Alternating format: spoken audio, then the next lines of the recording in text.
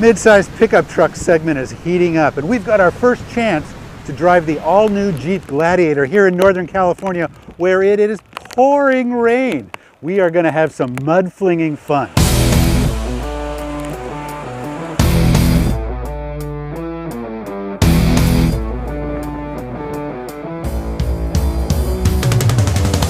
Jeep set up a great off-road course for us, but we had wonderful rain which turned all of the trails, or at least much of it, into slick and greasy mud.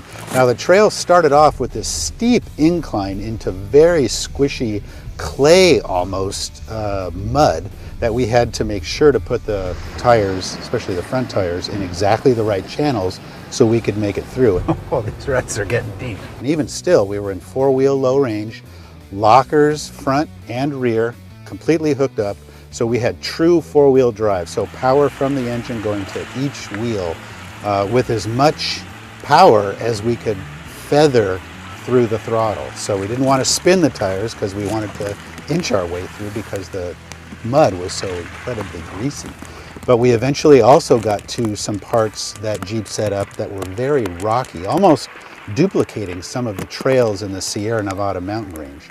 So off camber, really side tilting, so we're in low range, we're trying to steer on the correct rocks. We had spotters all over the place telling us exactly where to put our tires, thank goodness, so we could prevent those big dangerous rocks from banging any important features that were underneath the truck. And we really were able to discern exactly how capable and flexible this vehicle is going over terrain that we would not even want to walk over. A lot of that flexibility is a direct result of the fact that this is the only vehicle in the segment that is going to have a sway bar disconnect.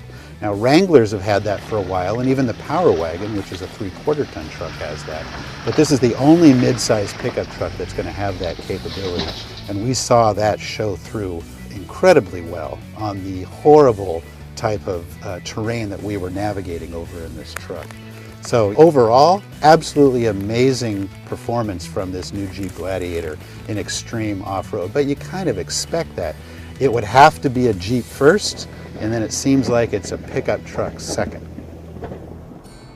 But we also got a chance to do some driving on pavement, specifically with the Overland trim package, which was set up pretty nice. It was empty, we didn't have any payload to drive around, but on the pavement that we found, both on the highway and on some of the little canyon carving roads we got a chance to drive. Very nice, very balanced, just like you would expect maybe from Coil Springs at all four corners, set up very well to feel very smooth and balanced as you're driving around town or at higher speeds.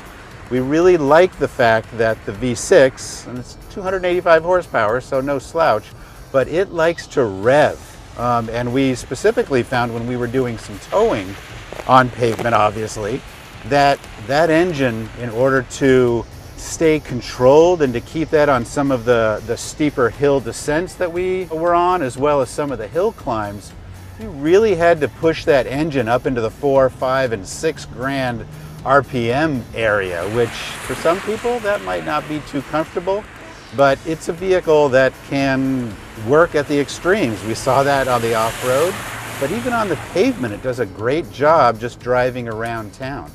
Now it is offered with both the automatic, which is what we drove on the Overland, but also the manual transmission. That's what we're sitting in right now. A 6-speed manual transmission, also with the convertible top. So a great combination, very fun if you love to drive or you love to be able to change the personality of your vehicle, or maybe even of yourself. If you want to get enthusiastic and feel sporty, bam, drop the top back, get the manual transmission, find an empty 2-lane road to drive on, and it's a lot of fun. But eventually it did stop raining and we got a chance to get out of the truck and take a look around. Of course, the business end of any pickup truck is here in the bed.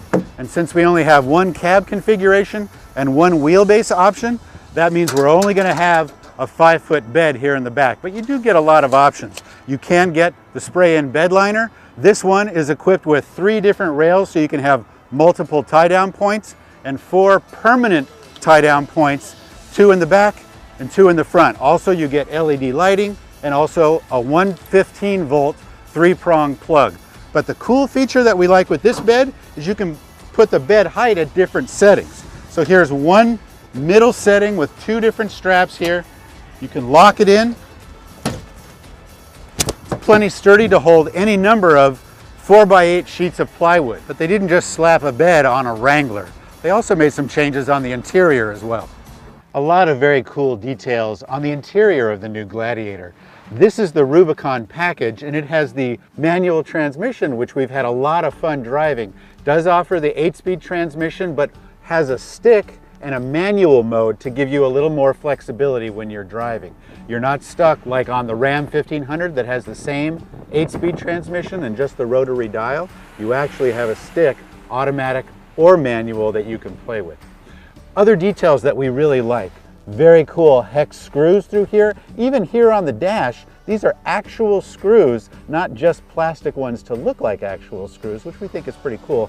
Also, we like 4 auxiliary buttons here available for maybe extra lights or even a winch that you might add later on. In the back, plenty of lockable storage. Under the rear seats, you have lockable storage. So if you're out and you have the convertible top down, you need to walk away from your vehicle, you can actually lock things securely underneath the rear seats. And also there's a lock on the seat backs that allow you to put anything hidden behind the seats and still prevent anybody from taking it that you don't want to.